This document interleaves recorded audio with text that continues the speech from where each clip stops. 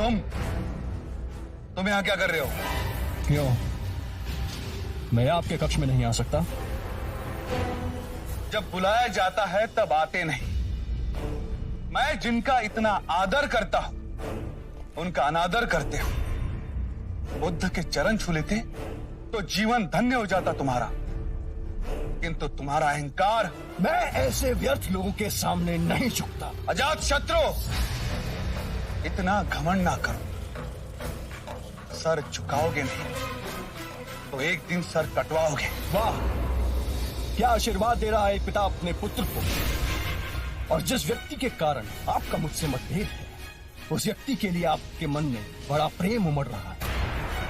मैत्री के नाम पर आपने युवराज सिद्धार्थ को एक पूरी सेना की टुकड़ी कपिलवस्तु की सुरक्षा के लिए दे दी, और अब जब वो चोला पहन सन्यासी बन गया तो वेलुवन उपहार में दे दिया। क्या मुझे किसी भी विषय में तुम्हारी आज्ञा लेने की आवश्यकता है?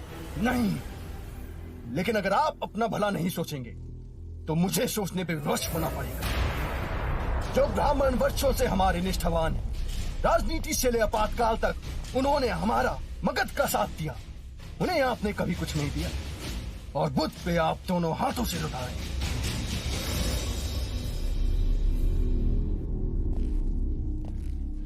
पुत्र, तुम्हारी मन की आंखें अभी खुली नहीं है।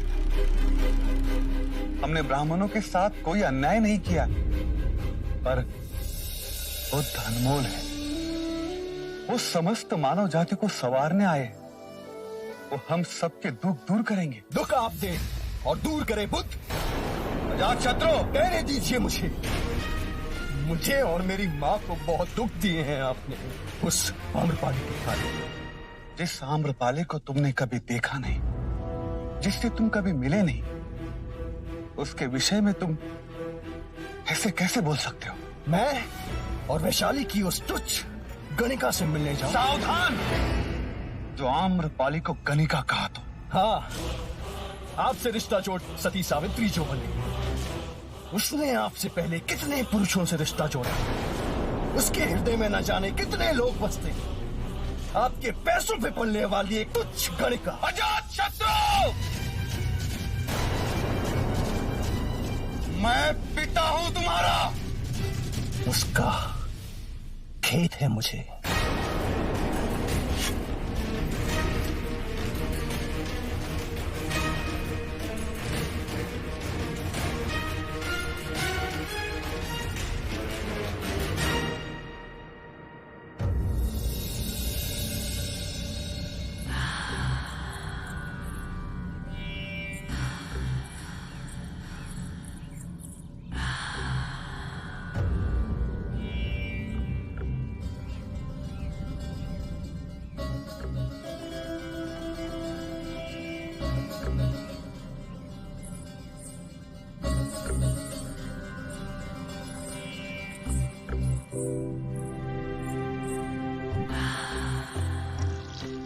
जब से आप आए हैं कहीं खोए हुए हैं। कोई बात है? मुझे नहीं बताएंगे? तुम्हें बताऊंगा तो तुम्हें भी दुख ही होगा।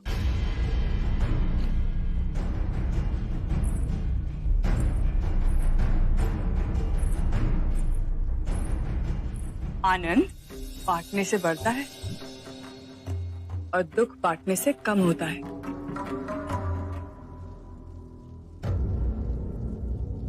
कहने को मगध नरेश बिंबिसार हो, किंतु इतना विवश कोई साधारण मनुष्य भी ना होगा।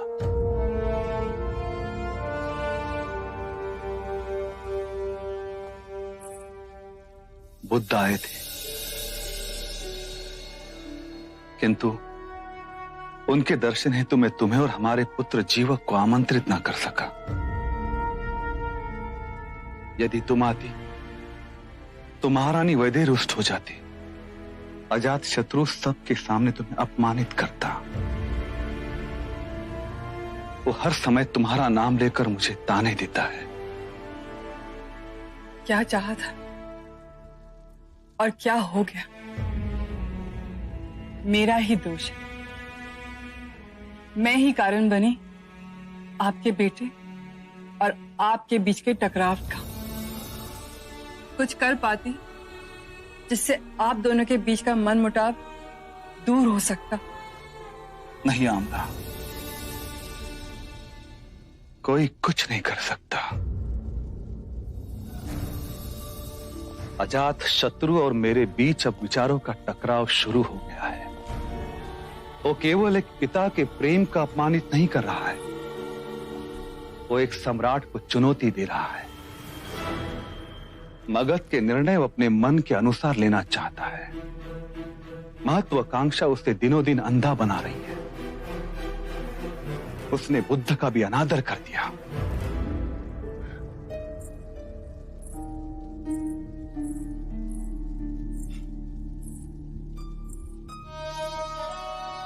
मुनीवर के तो आगे हर शीश अपने आप ही झुक जाता है। किंतु उस अहंकारी का ना झुका। आम्रपाली, ये मेरा प्रारब्ध है, इसे मुझे ही भुगतना होगा।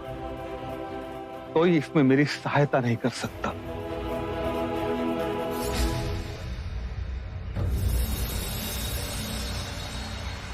ओम भगवती भिक्षाम देहि। ओम भगवती भिक्षाम देहि।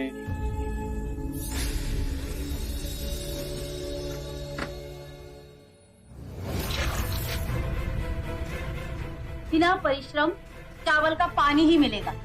चावल चाहिए तो जाकर खेत जोतो। कल्याण,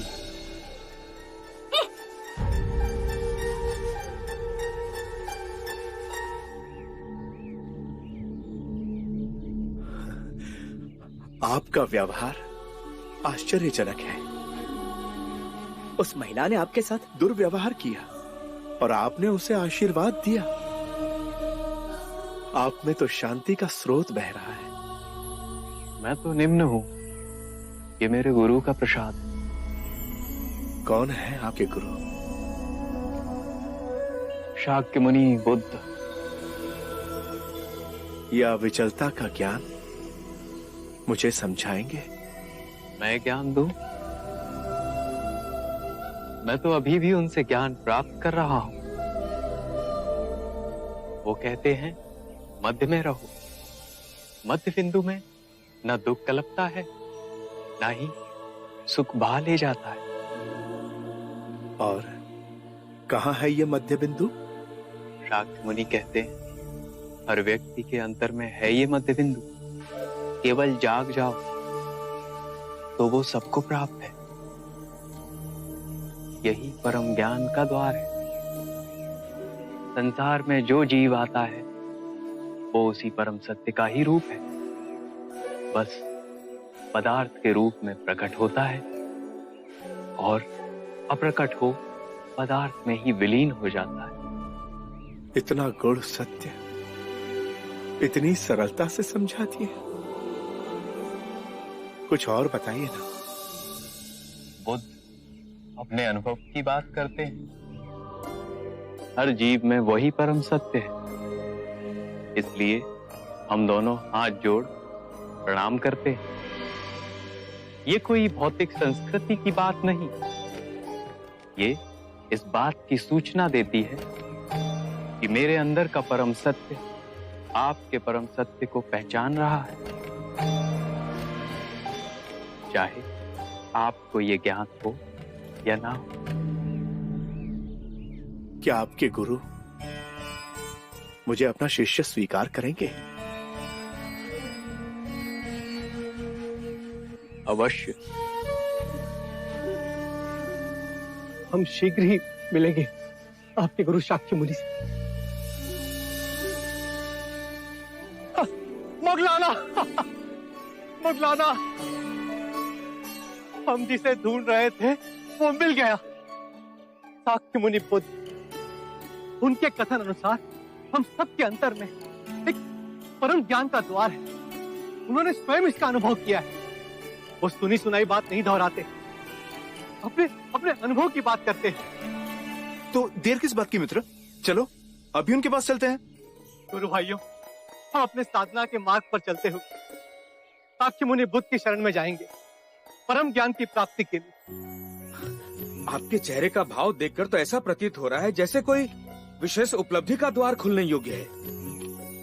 हम भी चलेंगे आपके साथ। गुरुजी, हम भी आपके साथ चलेंगे। हम भी चलेंगे गुरुजी। यदि आप सब साथ चलेंगे तो आश्रम में कोई शिष्य बचेगा ही नहीं।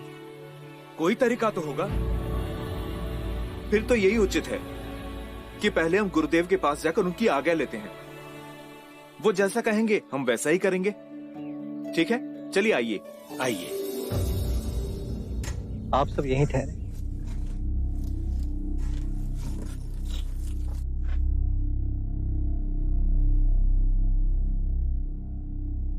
प्रणाम गुरुदेव।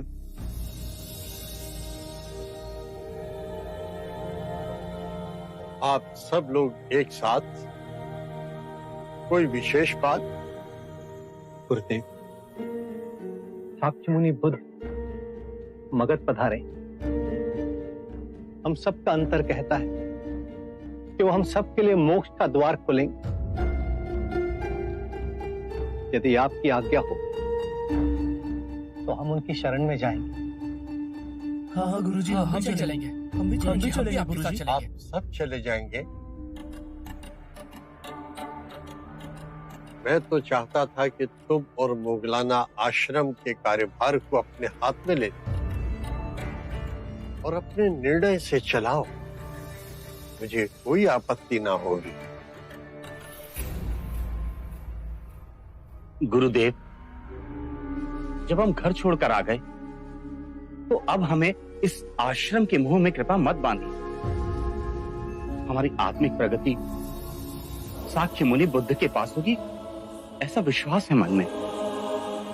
यह आश्रम भी तो आपकी धरोहर है। गुरुदेव, कृपया आश्रम के मुंह से हमारे पांव में बेड़ियां न डालें।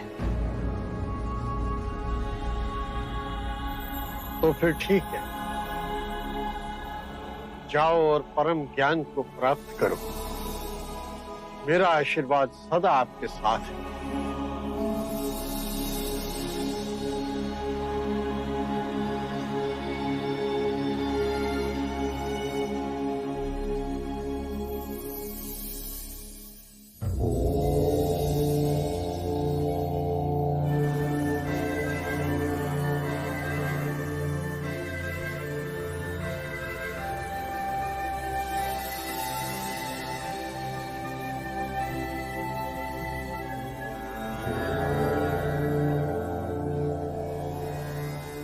ये सारिपुत्र, ये मोगलाना गुरुदेव संजय के शिष्य हैं।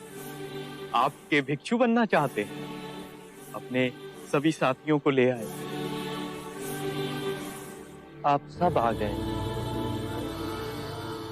आपके गुरु संजय को आघात लगा होगा। उन्होंने हमें स्वयं अनुमति दी। बहुत बड़ा हृदय है उनका।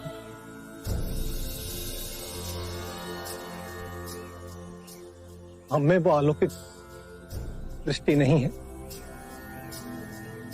अस्ता जी से आपकी सुगंध का समाचार आया। हमें लगा कि आपके चरणों में हमें मुक्ति प्राप्त होगी।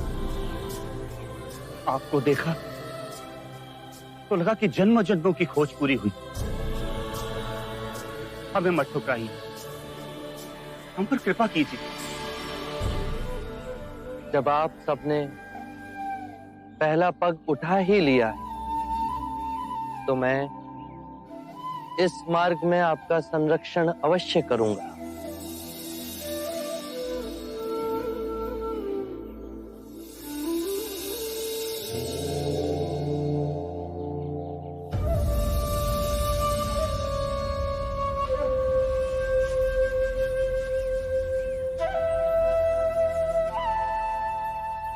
आपको ध्यान से क्या मिला गुरुवर? कुछ नहीं। क्रोध खोया, उदासी खोई, चिंता खोई, असुरक्षा की भावना खोई, वृद्धावस्था का भय खोया और मृत्यु के दर पर विजय प्राप्त हुई। मेरे भिक्षुओं, मैं अच्छे आचरण को ही सबसे उच्च मानता हूं। यदि जंगल में आग लग जाए तो उसे बढ़ने के लिए वो अपने मार्ग के सभी पौधों और वृक्षों को खाती। जितना ईंधन खाती है उसकी अग्नि की तीव्रता और व्याग्रता उतनी ही अधिक बढ़ती जाती। उसी प्रकार दुष्ट प्रवृत्तियां, क्रोध, चिंता, लोभ, भय तब तक ही बलवान रहेंगी जब तक हम उसे ईंधन देते रहेंगे। घृणा और लालच की अग्नि तब तक ही प्रज्वलित रहती है जब तक हम उसे संसार की कामनाओं से बांधे रखते हैं। यदि किसी व्यक्ति का सारा ध्यान जीवन का परम दिव्य धन कमाने में, तो वो जितना कमाएगा उतना ही उसका मन कलेश से भरा रहेगा। वो कभी संतुष्ट नहीं होगा। उसके प्राणों को हमेशा एक भय बांधे रखेगा। यदि ये धन समाप्त हो गया तो? यदि किसी व्यक्ति ने इन बेड़ियों को ही काट दिया तो ना उसे आने वाले कल की चिंता रहेगी, ना बीते हुए कल का बोझ।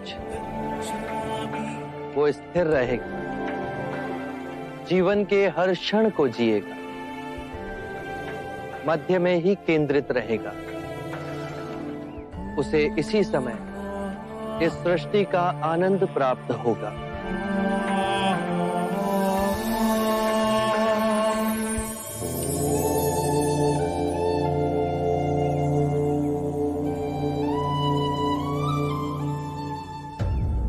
राजा दुर्योधन, क्या आपको कोई सूचना है? मगध युवराज अजात शत्रु किस कारणवश कपिलवस्तु आए हैं? स्पष्ट तो उन्होंने कुछ कहा नहीं, परंतु मुझे अजात शत्रु का व्यवहार मिलनसार नहीं लगा। कपिलवस्तु के लिए कोई अशुभ सूचना ना हो। अब तो सिद्धार्थ भी हमारे साथ नहीं, अन्यथा वो कभी उसकी बात को नहीं टालते। बड़ा मान देते हैं सिद्धार्थ को मगध नरेश बिंबिसार।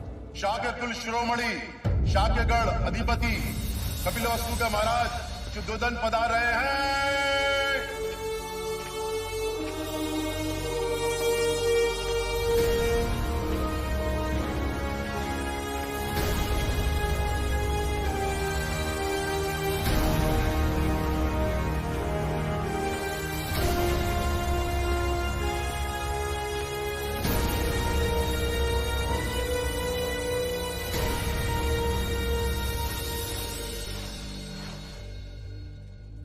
महाराज, युवराज अजात शत्रु आपसे मिलने की अनुमति चाहते हैं।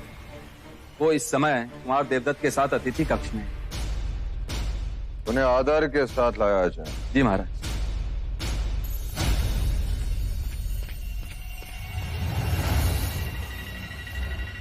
युवराज अजात शत्रु, बचपन में मैं चीते का आखेट किया करता था,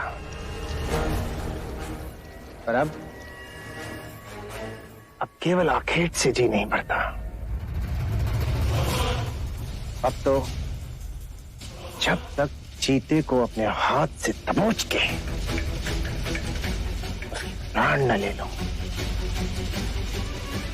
चैन नहीं मिलता। तुम में और मुझ में बहुत समानता है कुमार देवदत्त।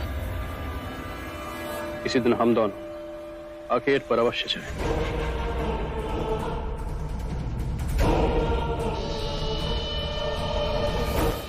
महाराज, शुद्धोदन ने आपको दरबार में आदर पूर्वक बुलावा भेजा है। चलो मित्र, महाराज से भी मिलने।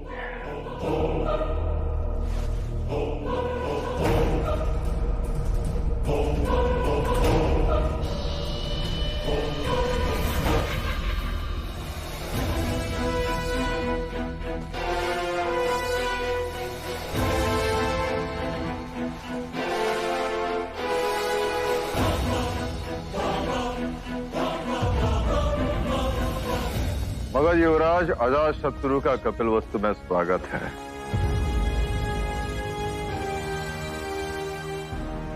यदि आप हमें कपिलवस्तु पधारने का संदेश भेजते तो आपके सम्मान में हम उचित प्रबंध कर पाते। कुछ स्थिति ऐसी पैदा हुई कि हमें अचानक आना पड़ा। महाराज, मगध में जब से युवराज सिद्धार्थ बुद्ध बनकर आए हैं, स्थिति उथल पुथल हो गई। सामाजिक विषमताओं का निर्माण हो रहा है। दूसरे प्रदेश के लोग सन्यासी बनकर मगध की ओर आ रहे हैं। समाज के कई वर्गों में इस बात को लेकर असंतोष जन्मा है।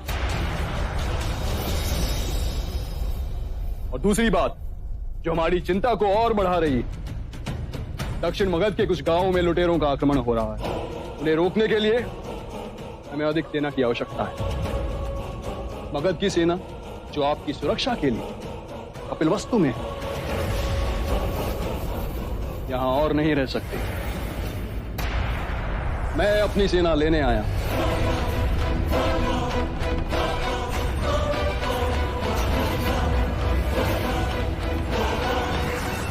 यदि आप अपनी सेना ले जाएंगे तो आपके और हमारे व्यापार में दुष्प्रभाव पड़ेगा। व्यापारियों की सुरक्षा का प्रश्न खड़ा हो जाएगा और कौशल अवसर देखकर उपद्रव मचा देगा। महाराज, मैं विवश हूं, और वैसे भी इतने वर्षों में कपिलवस्तु ने अपना खोया हुआ बल पा ही लिया होगा। अब मगध की सेना की यहां मुझे कोई विशेष आवश्यकता नजर नहीं है। मुझे आज्ञा दे महाराज।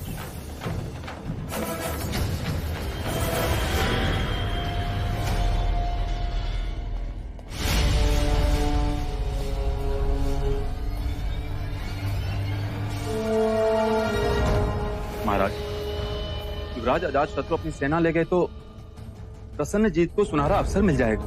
वो अवश्य युद्ध घोषित कर देगा। शाक्य देश पे विपत्ति के बादल मंडराने लगेंगे। अब क्या करें? युवराज अजातशत्रु अड़ीग है। यदि सिद्धार्थ होता तो वो महाराज बिंबिसार को हमारी दुविधा अवश्य समझाता था। महाराज, यदि युवराज सिद्धार्थ नहीं है तो क्या हुआ? मैं तो हूं। मैं अजातशत्रु से बात करूंगा और उसे पूरी स्थिति समझाने का प्रयत्न करूंगा। और मुझे अनुमान है कि मैं उसकी सेना को यहां रोकने में अवश्य समर्थ होगा। महाराज, मेरे विचार से यही उचित होगा। यदि देवदत्त को इतना विश्वास है कि वो अजातशत्रु को रोक सकता है तो उसे एक बार प्रयास करने दें।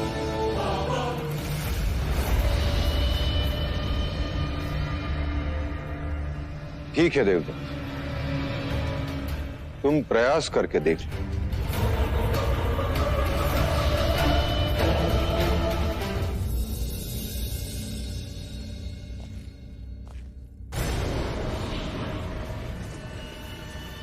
प्रणाम युवराज।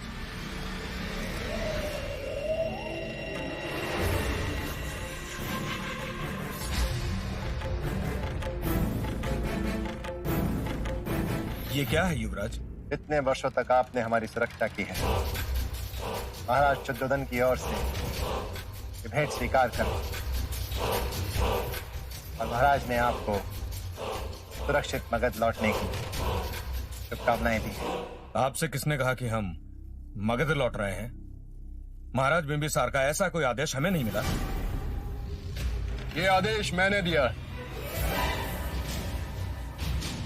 प्रणाम युवराज, क्षमा कीजिए, परंतु महाराज बिंबिसार का आदेश है कि उनकी आज्ञा के बिना हम कपिलवस्तु न छोड़ें। तो आप मेरे आदेश का उल्लंघन करेंगे।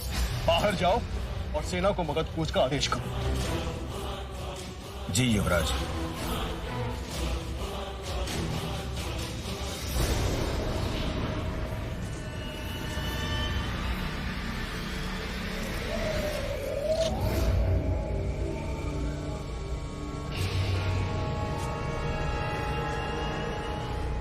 हम में और भी समानताएं हैं मित्र।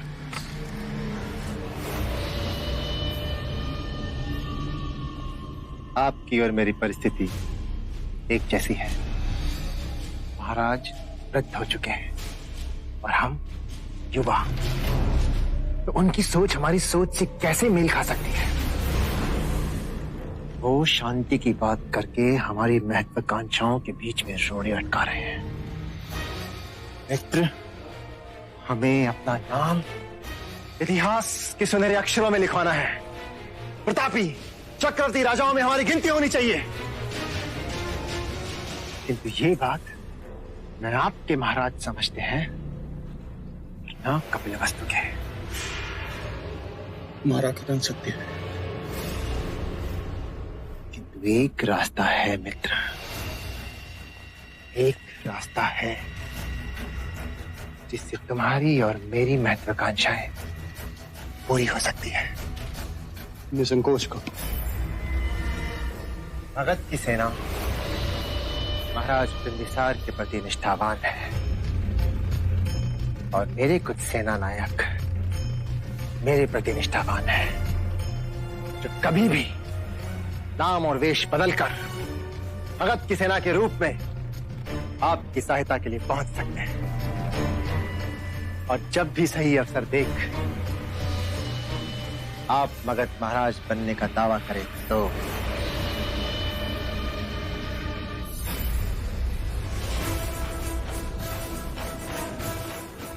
और इसके बदले में आप मुझे शाक्यों का महाराज घोषित कर दें।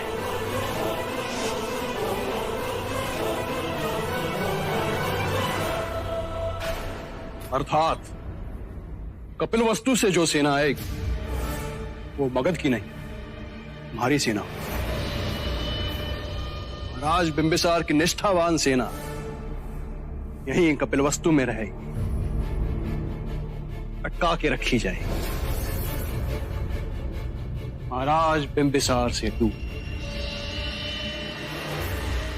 मित्र, महाराज की आज्ञा का पालन करके अपना स्वार्थ साधो, अपनी सेना को यहीं रहने दो। एक बड़े लाभ के लिए मुझे छोटी पराजय स्वीकार है। मगध की सेना यही कपिलवस्तु में तैनात रहेगी। जब लोहा गर्म होगा मैं चोट मारूं। मेरे महाराज बनते ही तुम शाक्य के महाराज घोषित कर दिए जाओगे।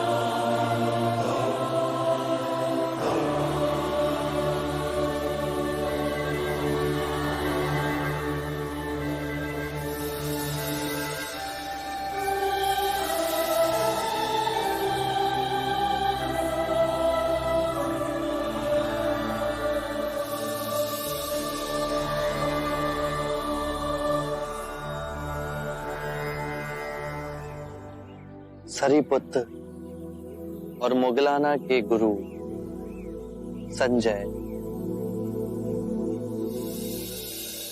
आपने कैसे जाना?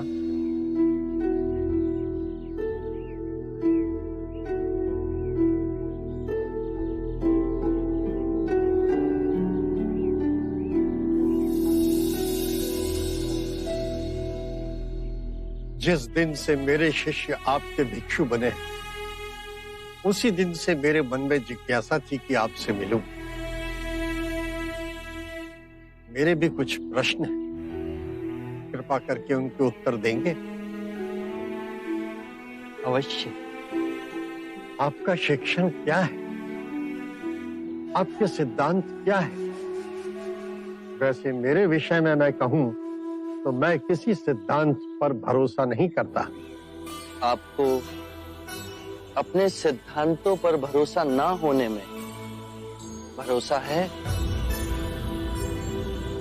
क्या आप अपने अविश्वासी होने पर विश्वास करते हैं? ये तो वाक्यों का खेल है। नहीं, ये आपकी बुद्धि का खेल है। मेरे विश्वास और अविश्वास का तो प्रश्न ही नहीं है। प्रश्न है कि आपके सिद्धांत क्या है। यदि कोई भी व्यक्ति एक बार किसी भी सिद्धांत को पकड़ लेता है तो सर्वप्रथम वो अपनी स्वतंत्रता खो देता है। वो रूढ़िवादी होता जाता है। उसे लगता है कि जो उसका सिद्धांत है वही सही है। उसका विश्वास ही विश्वास है, बाकी सब असत्य है। और जहां विचारों की स्वतंत्रता की बलि हुई, एक ही विचार घेरा डाल लेता है, मनुष्य और संकीर्ण होता जाता है। और यहीं से संघर्ष और द्वंद्व की शुरुआत होती है।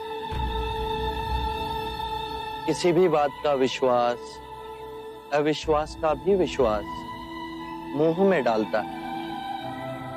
विचारों में बहुत शक्ति है। वो अपनी पकड़ जड़ तक बना लेते हैं और उनसे आसक्ति आत्मिक मार्ग की सबसे बड़ी बाधा है। यदि उसमें उलझे तो परम ज्ञान का द्वार कभी नहीं खुलेगा।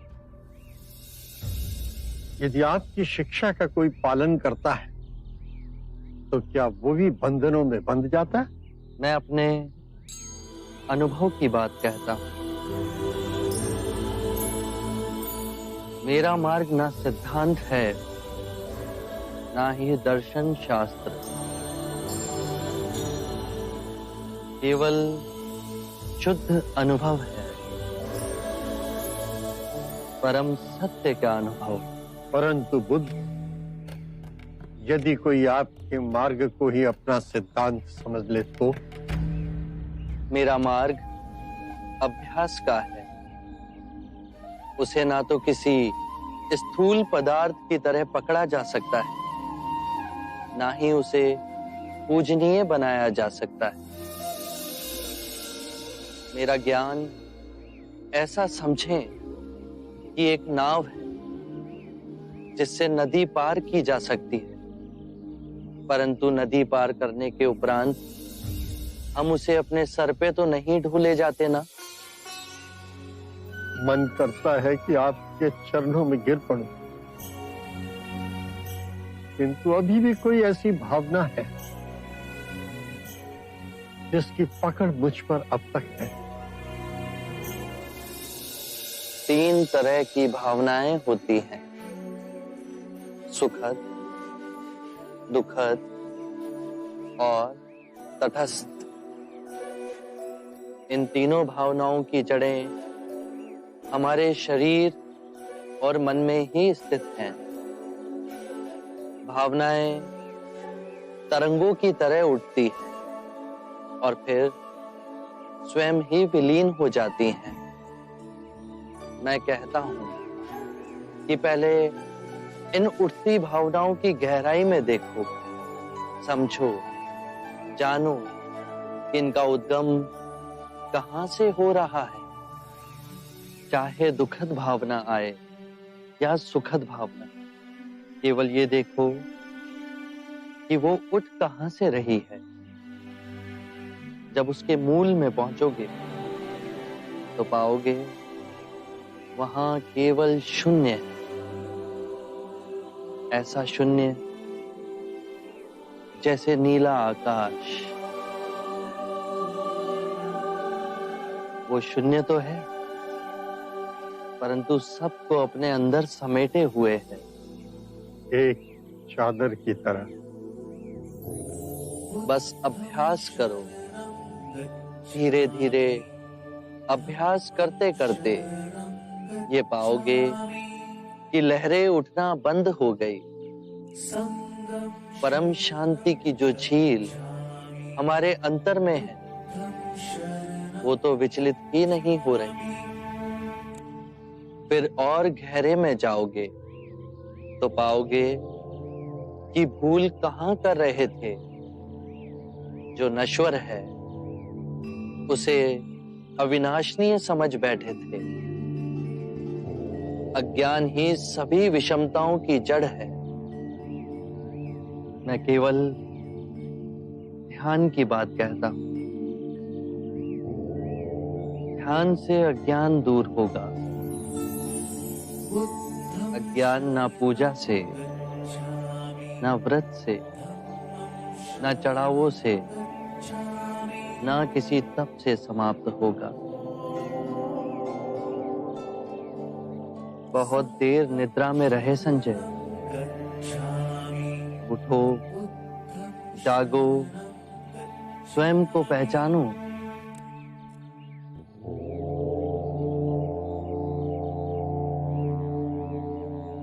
आप दर्पण हैं बुद्ध।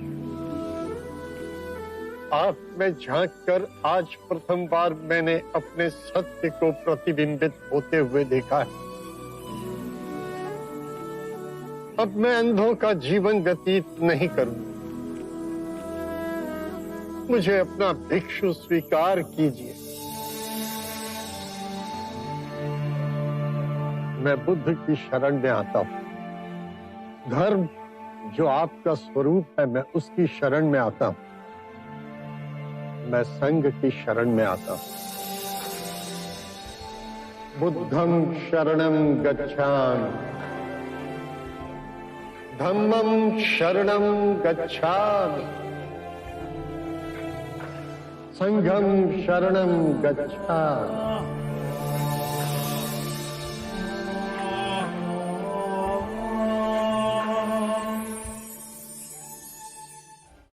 ऐसी क्या विपदा आन पड़ी कि राजगृह के व्यापारी आधी रात्रि हमसे मंत्रणा करने यहां पहुंचे? युवराज, बुद्ध के विरोध हमारी जो चिंता है, आपके सिवा और कौन समाधान करेगा?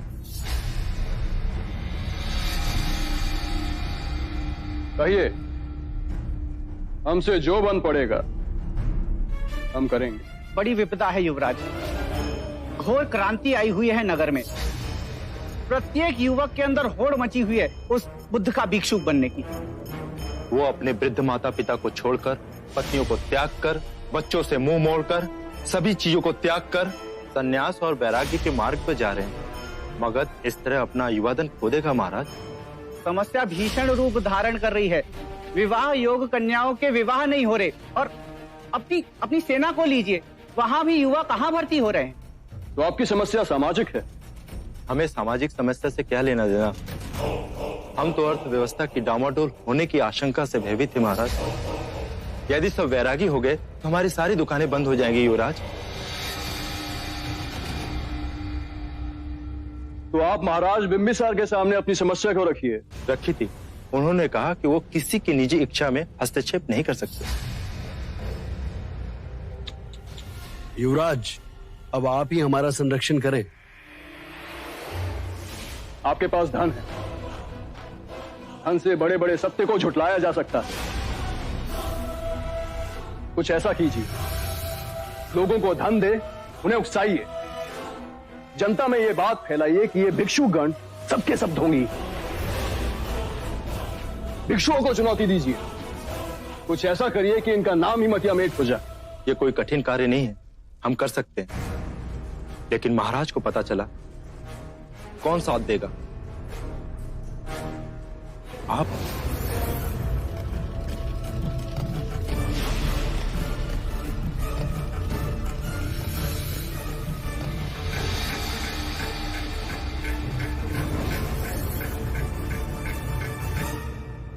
किंतु इसके प्रति उत्तर में जब युवराज को आपके साथ की आवश्यकता हो तो आप उसके पक्ष में खड़े रहे। अवश्य अवश्य, हम आपके साथ।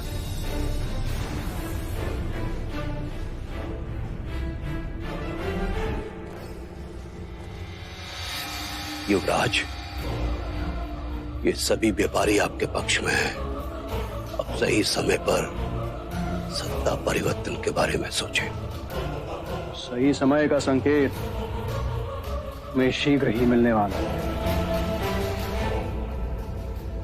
आरंभ हो गई निर्वाण प्रथा, सुनो सुनो ये बुद्ध कथा।